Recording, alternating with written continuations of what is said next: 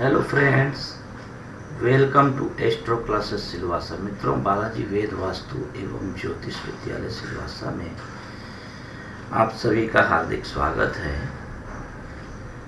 मित्रों, आज हम बात करेंगे मकर राशि के विषय में, मकर लग्न की कुंडली के विषय में विस्तृत चर्चा करेंगे। मित्रों, जैसा कि आप जानते हैं कि मकर राशि जो है राशि चक्र की 10वीं राशि है, जिसे संस्कृत में मृग, मृगास्थ, मकर और नक्र आदि के नाम से भी पुकारा जाता है। काल पुरुष का जो शरीर होता है, ये कुंडली मानो एक काल पुरुष का शरीर है। इसमें मकर लग्न की मकर राशि का स्थान जो है दोनों घुटनों के पास होता है ना। इसका स्वरूप जो है, इस मकर राशि का जो स्वरूप है, जैसा कि आप देख रहे हैं, ये है मकर राशि का स्वरूप, है ना। आगे से मृगाकार, न हिरणी के समान, ठीक है। यह राशि जो है, इसका निवास स्थान जो है वह नदियों में कहा जाता है। हाँ, यह सम राशि स्त्री तत्व प्रधान दक्षिण दिशा की स्वामिनी सौम्य स्वभाव तथा चर संज्ञक राशि है, जो कि पृष्ठोदयी होने के साथ साथ रात्रि बली मानी जाती है। यह जलचर राशि तथा इसका पूर्वार्ध चतुष्पद एवं दशम भाव में बली यह राशि मानी जाती है, ठीक है। मित्रों, यह शूद्र वर्ण की धातु संज्ञक अपराह्न में बधिर तथा इस राशि का पीत श्वेत युक्त वर्ण माना जाता है। यानी कि पीत और श्वेत ये इसका वर्ण है इस राशि का, है ना, पीला और उजला टाइप का, ठीक है। और जैसा कि आप जानते हैं कि मकर राशि का स्वामी जो है वो शनि को कहा गया है, शनि होता है ना। और मकर राशि के ऊपर गुरु जो होता है वो नीच का होता है और मंगल जो होता है उसमें उच्च का बनता है, ठीक है। अब मकर लग्न की कुंडली के विषय में अगर कुछ बातें करें तो मकर लग्न की कुंडली में सूर्य जो होता है वो अष्टमेश होता है ना।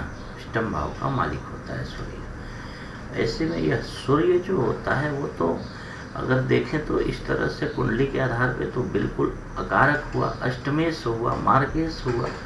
लेकिन सूर्य ग्रहों का राजा है और सूर्य और चंद्रमा दोनों सिर्फ और सिर्फ एक एक राशियों के स्वामी होते हैं।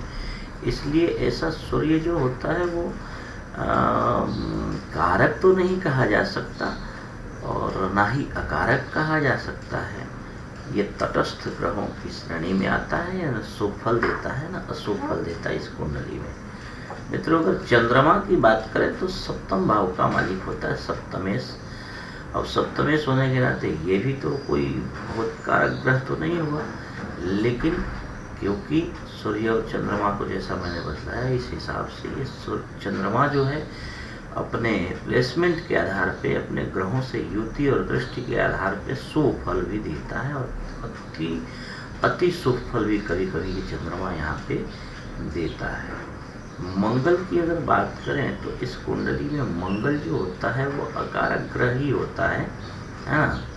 चतुर्थ एकादश भाव का स्वामी होता है इस कुंडली में और अकारक ग्रहों की श्रेणी में आता है। परंतु कभी कभी ये मंगल अपने प्लेसमेंट और अपने ग्रहों की युति के आधार पे अति शुभ फल भी इस कुंडली में देता है, ठीक है। बुध की अगर बात करें तो बुध इस कुंडली में अकारक ग्रहों की श्रेणी में आता है, क्योंकि मिथुन छठे और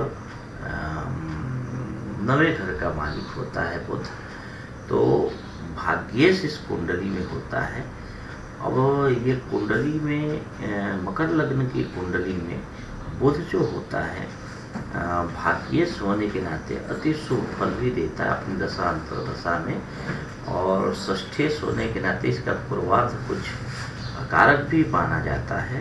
परंतु ये प्लेसमेंट और ग्रहों से युति के आधार पे शुभ या अशुभ फल भी बुध जो है मकर लग्न की कुंडली में जातक को देता है।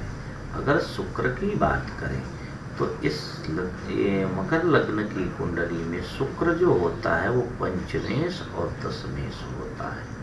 ठीक है, संपूर्ण कारक ग्रहों की श्रेणी में इस कुंडली का की प्लेनेट शुक्र को माना जाता है और यह शुक्र जो है वह राजयोग, संपूर्ण राजयोग कारक अकेला ग्रह माना जाता है।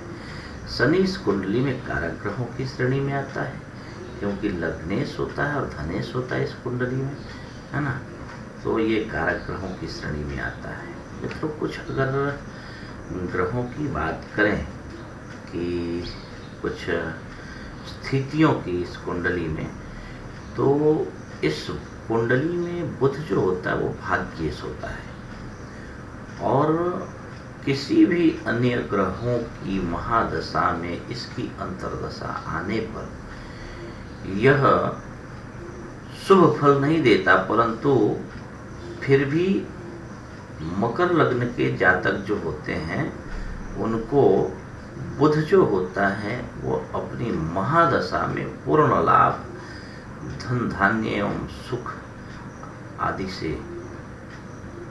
भर देता है यह बुध। मित्रों, अब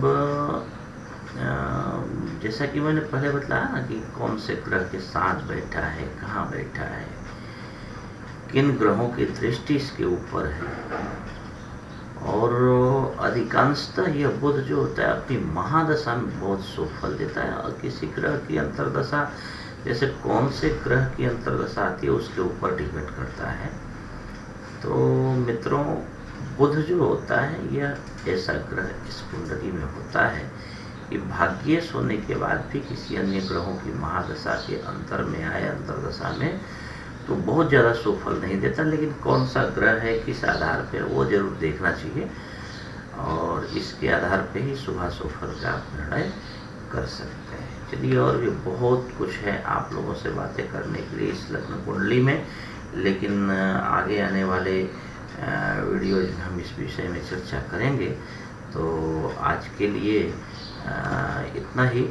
आप लोगों से एक विशेष निवेदन जाते जाते कि please like my astro classes official Facebook page facebook.com/astroclasses and follow me on Twitter and subscribe my YouTube channel for more and new update videos. Thanks for watching. Bye and take care. Thanks.